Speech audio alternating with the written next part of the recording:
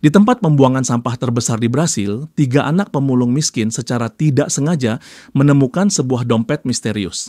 Dompet ini berisi petunjuk menuju harta curian milik seorang koruptor yang berambisi menjadi wali kota. Mengetahui potensi besar dari penemuan itu, ketiga anak tersebut memutuskan mengejar petunjuk dengan harapan bisa mengubah hidup mereka. Namun, di saat yang sama, polisi mengerahkan segala cara, bahkan menggunakan kekerasan untuk menyingkirkan mereka.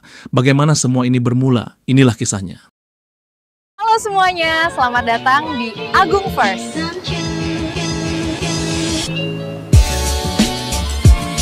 Agung First selalu menyajikan alur cerita film yang terbaik. Ayo klik subscribe sekarang.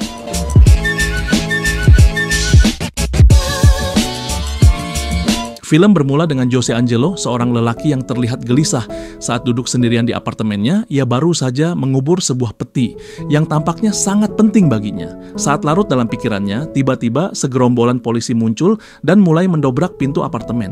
Jose pun sigap mengemasi barang-barangnya dan melarikan diri melalui jendela belakang. Sayangnya, para polisi berhasil mengejarnya hingga ia terpojok tanpa jalan keluar.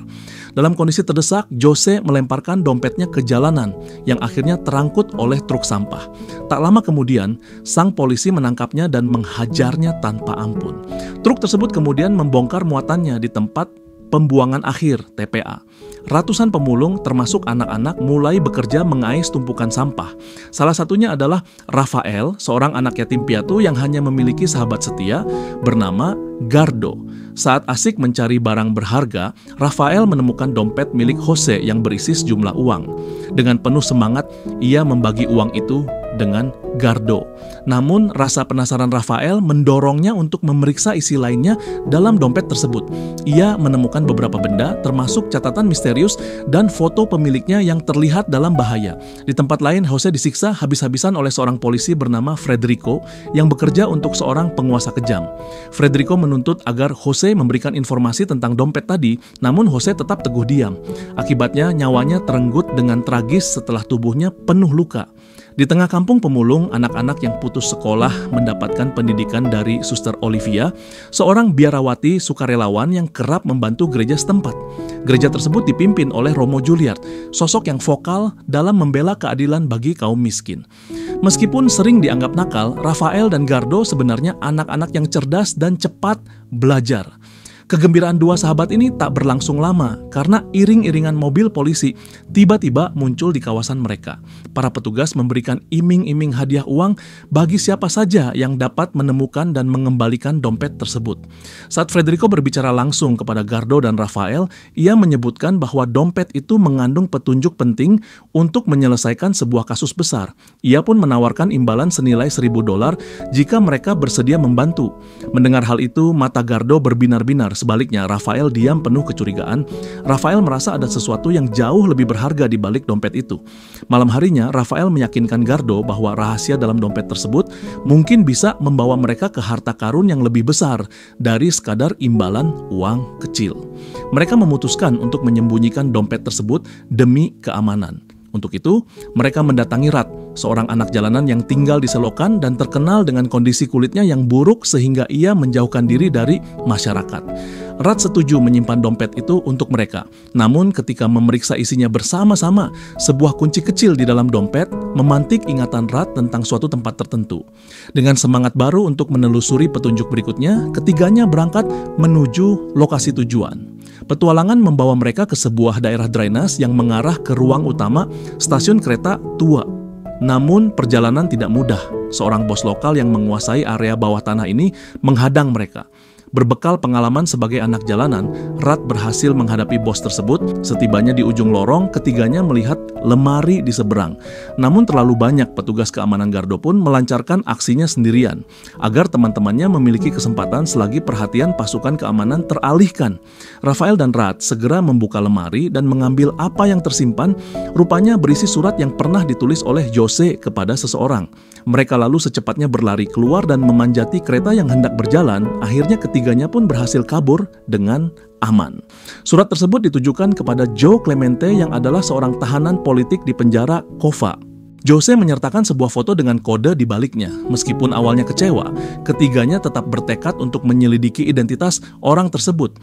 Karena itu mereka memutuskan untuk menyusup ke rumah Romo, Juliar, dan Olivia yang saat itu baru saja dikunjungi seorang aparat pemerintah. Sementara Rat menyibukkan Romo dan Olivia, Rafael dan Gardo diam-diam menggunakan laptop untuk mencari informasi.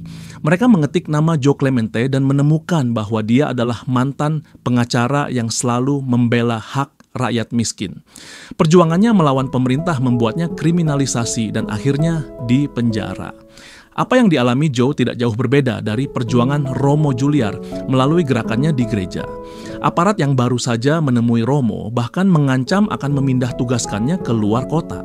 Setelah mencetak semua berita terkait, ketiganya segera meninggalkan rumah tersebut. Di tempat pembuangan sampah, Federico merasa curiga karena Rafael dan Gardo tidak muncul sejak pagi. Ketika malam tiba, Rafael, Gardo, dan Rat berkumpul di rumah kecil Gardo. Gardo menyarankan agar dompet yang mereka temukan ditukar dengan imbalan.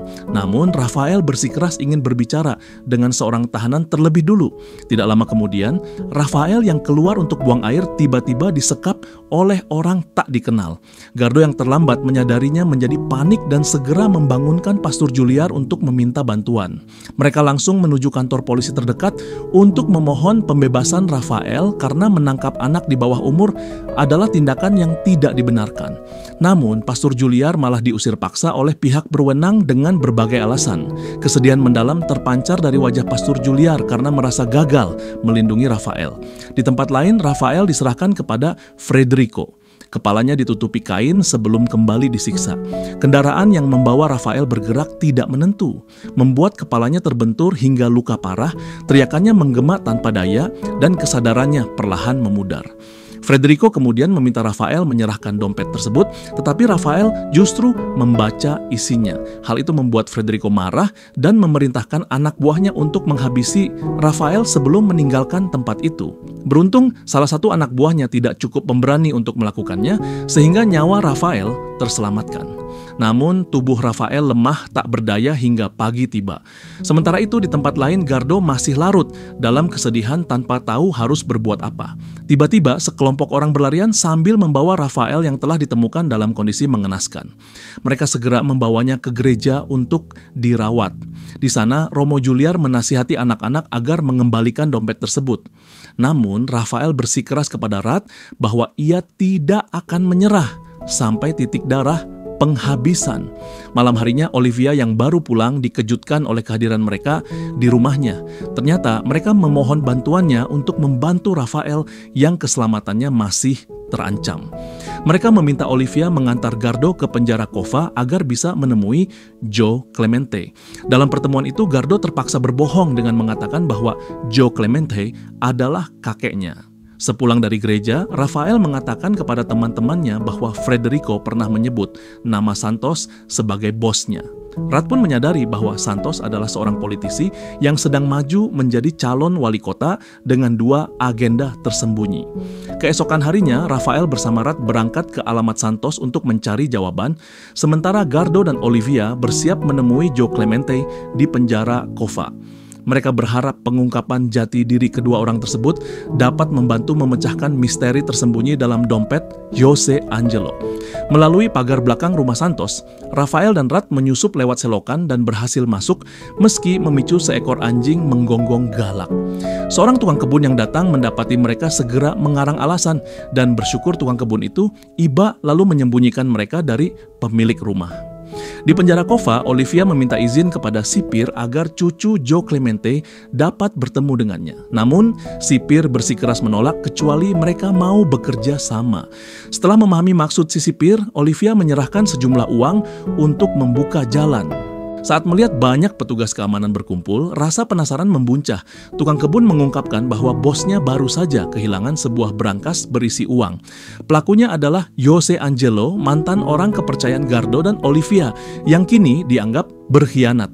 Selanjutnya, Jose Clemente menanyakan tujuan mereka saat Gardo dan Olivia mendatangi sel penjara. Olivia memperkenalkan Gardo, tetapi Clemente tidak mengenalinya. Olivia pun tersadar bahwa Gardo telah berbohong, namun situasi segera terselamatkan ketika Gardo menyebut nama Jose Angelo. Mendengar itu, Clemente terkejut, apalagi setelah mengetahui surat yang Rafael temukan di stasiun. Gardo kemudian membacakan pesan terakhir dari Jose Angelo yang telah ia hafalkan.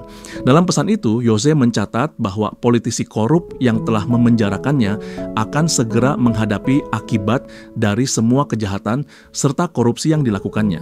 Jose berharap kebenaran ini menjadi langkah awal untuk meruntuhkan ketidakadilan. Ia juga menambahkan bahwa jika surat tersebut sampai ke tangan penerima, maka dirinya kemungkinan telah mati. Namun, perjuangan mereka harus terus diwariskan. Mendengar pesan penuh emosi ini, air mata tak tertahankan jatuh dari wajah Jose Clemente. Di tempat lain, tukang kebun yang bekerja untuk Santos menjelaskan siapa sebenarnya Jose Angelo. Ia dikenal sebagai tangan kanan Santos yang setia selama bertahun-tahun. Semua catatan hasil korupsi dan uang curian hanya bisa diakses oleh Jose. Beberapa hari sebelumnya, Jose menjalankan misi utamanya, dimulai dengan merusak kulkas dapur secara sengaja. Ia lalu mengisi satu brankas penuh uang berikut dokumen rahasia ke dalam kulkas tersebut. Saat malam tiba, Jose berhasil membawa semuanya keluar tanpa terdeteksi. Keesokan harinya, aksi ini mengguncang kedudukan Santos sebagai calon wali kota. Gardo menyampaikan bahwa ada kode penting yang ditulis oleh Jose dalam suratnya. Clemente segera menyadari bahwa kode ini hanya dapat dipecahkan menggunakan Alkitab tertentu yang biasa ia gunakan untuk berkomunikasi secara rahasia dengan Jose. Clemente meminta seorang petugas bernama Marco untuk mengambilkan Alkitab tersebut, namun Marco menolak dengan alasan petugas lain sedang mengawasi. Gardo pun harus kembali keesokan harinya untuk mengambilnya. Sebelum mereka pergi, Clemente menyerahkan revolusi ini sepenuhnya kepada Gardo dan Olivia, karena ia yakin tak lagi bisa menolong mereka secara langsung. Dengan penuh doa, Clemente mencium tangan Gardo sebelum melepas kepergiannya. Namun situasi semakin rumit. Secara diam-diam Marco menemui Gardo dan meminta uang tebusan $1.000 sebagai syarat untuk memberikan Alkitab itu. Gardo dan Olivia bingung karena mencari uang sebesar itu bukan hal mudah bagi mereka. Saat malam tiba, mereka berkumpul bersama anak-anak pemulung di rumah Olivia untuk mencari solusi. Sementara itu, Santos yang mengetahui kedatangan dua orang di penjara menjadi takut dan menyuruh Federico untuk memburu mereka. Ketegangan memuncak ketika polisi tiba-tiba datang saat Olivia bersama anak-anak sedang merekam kesaksian terkait perjalanan mereka dari awal hingga bertemu Jose Clemente di penjara. Anak-anak berhamburan keluar sementara Olivia tertahan sendirian. Federico mendekatinya dengan tatapan mengancam, namun Olivia tetap berdiri teguh melawan balik dengan ekspresi penuh tantangan sebelum akhirnya dibawa ke mobil polisi. Di sisi lain, Rafael, Gardo, dan Rat menyadari bahwa kampung mereka habis dibakar. Perasaan bersalah menyelimuti anak-anak itu karena rakyat kecil yang tak berdosa kembali menjadi korban atas konflik yang terjadi. Dalam kekalutan itu, Rat berpamitan untuk kembali sebentar mengambil barangnya sendiri saat Rafael dan Gardo terus berjalan di depan. Keesokan harinya, Romo Juliet berupaya mengakomodasi warga yang telah kehilangan tempat tinggal. Namun Rat dalam keterpaksaan mengambil uang milik Romo secara diam-diam. Sebelum pergi, ia meninggalkan sebuah pesan berupa gambar malaikat dengan air mata mengalir. Uang tersebut kemudian diberikan kepada teman-temannya sebagai pendukung rencana mereka. Ketiganya menyusun strategi operasi untuk mengambil Alkitab dengan hati-hati agar tidak mengundang kecurigaan, mengingat Marco kemungkinan besar akan datang bersama polisi untuk mengepung mereka. Beberapa waktu kemudian, Gardo bertemu Marco di sebuah rumah makan tempat transaksi dilakukan. Uang dan Alkitab berpindah tangan dengan terlihat lancar pada awalnya, namun Marco tiba-tiba menyerang.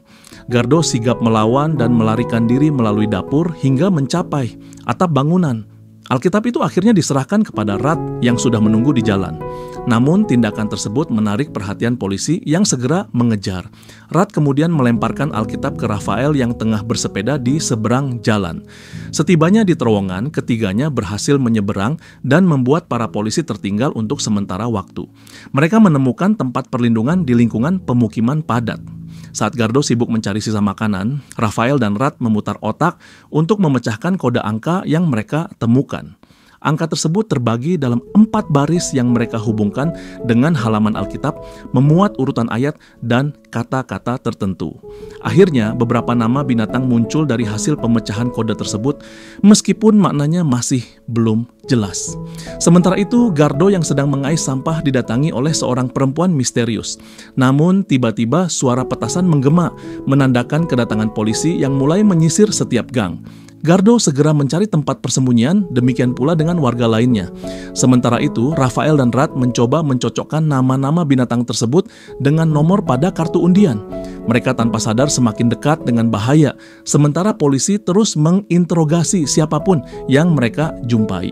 Saat menyadari situasi genting, Gardo memanjat dinding untuk memperingatkan teman-temannya. Akhirnya terungkap bahwa nomor undian itu adalah nomor telepon jasa layanan tertentu. Tergesa-gesa, ketiganya kabur melintasi atap-atap bangunan hingga seorang polisi mencoba menembak mereka. Namun, mereka berhasil meloloskan diri hingga ke lapangan terbuka. Di sana Gardo kembali bertemu dengan gadis sebelumnya yang menunjukkan jalan keluar kepada mereka. Dengan bantuan sebuah geng motor, ketiganya melaju menuju jalan utama meskipun sempat dihadang sepasukan polisi. Di sisi lain, Federico tiba dan mulai menelusuri jejak mereka. Ia akhirnya mencapai lokasi tempat Rafael sebelumnya menuliskan angka penting di pinggir jalan. Rafael berhenti sejenak untuk menghubungi nomor telepon yang telah dihafalnya. Anehnya, Federico juga melakukan panggilan ke nomor yang sama. Keduanya mendapatkan informasi bahwa nomor tersebut milik layanan pemakaman di pinggiran kota. Rafael segera menuju lokasi itu untuk menjalankan misinya. Sesampainya di pemakaman yang dipenuhi ribuan makam, ketiganya bingung karena tidak memiliki petunjuk jelas untuk menemukan lokasi tepatnya. Di dompet Jose Angelo hanya tersisa sebuah kalender dengan beberapa tanggal yang ditandai. Rafael menduga tanda-tanda itu merujuk pada blok makam dan nomor kuburan tertentu. Setelah mengikuti petunjuk tersebut, Rafael menemukan makam bertuliskan nama Pia. Ia tersentak emosional karena menyadari Pia adalah putri Jose Angelo yang sangat dicintainya. Ketegangan semakin memuncak ketika tiba-tiba Gardo muncul dengan wajah panik, sementara Federico mengejarnya dari belakang. Tidak dapat melawan, Rafael terpaksa menunjukkan makam Pia kepada Federico. Di bawah perintahnya, Gardo dan Rad membongkar makam tersebut hingga akhirnya menemukan sebuah peti mati berisi tumpukan uang dan sebuah catatan rahasia. Ketiganya merasa tak berdaya karena upaya panjang mereka tampaknya sia-sia. Tiba-tiba seorang anak perempuan muncul tanpa suara. Dia adalah Pia, yang selama ini disembunyikan oleh Jose di tempat itu. Dengan keberanian luar biasa, Pia menghantamkan batu keramik, diikuti serangan membabi buta, meski berada di bawah ancaman senjata Federico. Akhirnya, Federico tak berdaya. Rafael sempat merenungkan untuk membalas dendam dan membunuhnya, tapi rasa iba menghentikannya. Kemudian Rafael memukulnya dengan keras dan meninggalkan tempat itu. Bersama Gardo dan Pia yang kini menjadi adik angkat mereka, mereka melarikan diri. Mereka diam-diam menyembunyikan diri di dalam truk sampah hingga akhirnya tiba di tempat pembuangan. Dari sana Rafael dan Gardo mendaki bukit sambil membawa kantong-kantong uang. Sementara itu, Rad berbincang dengan Pia, membujuknya untuk menebus dosa atas pencurian yang dilakukan. Beberapa saat kemudian, Romo Juliard yang baru saja kembali dibuat terkejut. Di mejanya bertumpuk uang disertai sebuah catatan kecil dan gambar malaikat yang tadinya menangis namun kini tersenyum. Air mata kebahagiaan pun memenuhi mata Romo saat ia menyadari bahwa para bocah pemulung itu telah berhasil. Di tempat lain, Olivia yang lama ditahan akhirnya pulang dan menemukan kameranya yang pernah jatuh saat pengejaran berlangsung di bukit sampah. Rafael dan Gardo memahami bahwa uang yang mereka temukan bukan sepenuhnya milik mereka. Itu adalah hak rakyat kecil yang dirampas hartanya oleh para koruptor. Dengan hati lapang, mereka memutuskan untuk menerbangkan lembaran-lembaran uang itu ke udara. Para warga kampung pemulung berlarian mengambilnya dengan penuh kebahagiaan. Rafael dan Gardo ikut menari bersama penduduk, merayakan kemenangan kecil mereka dalam perjuangan melawan ketidakadilan. Setelah semua uang tersebar ke tangan rakyat, Rafael, Gardo, dan Pia memutuskan untuk melanjutkan perjalanan demi keselamatan mereka. Tak ada yang tahu pasti kemana mereka akan pergi. Dengan tekad yang dibawa dalam hati mereka, perjalanan panjang tanpa tujuan terus berlanjut hingga tak jelas di mana mereka akhirnya akan berhenti. Sementara itu, Olivia menemukan kartu memori yang menyimpan rekaman penting perjalanan para bocah pemulung tersebut. Demi menyerukan kebenaran dan keadilan, dia menunjukkan isinya kepada Romo Juilliard. Tidak hanya menyetujuinya, Romo turut menambahkan dokumen penting lainnya, sebuah daftar rahasia tentang korupsi besar yang dilakukan Santos bersama rekan-rekannya. Jumlahnya begitu mencengangkan hingga Romo hanya bisa menarik napas panjang dan mengelus dada. Di sebuah pulau terpencil jauh dari kota besar, kabar penangkapan Santos akhirnya sampai kepada Pia. Berita itu memicu gelombang kemarahan rakyat hingga pemberontakan merebak di berbagai wilayah. Ketiga bocah pemulung tersebut telah menjadi simbol perlawanan terhadap politisi licik penghancur negeri ini. Dengan keberanian dan pengorbanan mereka, cerita pun berakhir damai. Kini mereka hidup tenang dan sederhana di sebuah pulau indah di Jamaika, jauh dari hiruk-pikuk perjuangan yang telah mengubah nasib banyak orang. Nah, gimana guys? Seru kan filmnya? Oke, terima kasih telah menonton alur cerita film Agung First. Jangan lupa klik like dan subscribe. Buah apel dimakan Budi, aku gatel, belum mandi.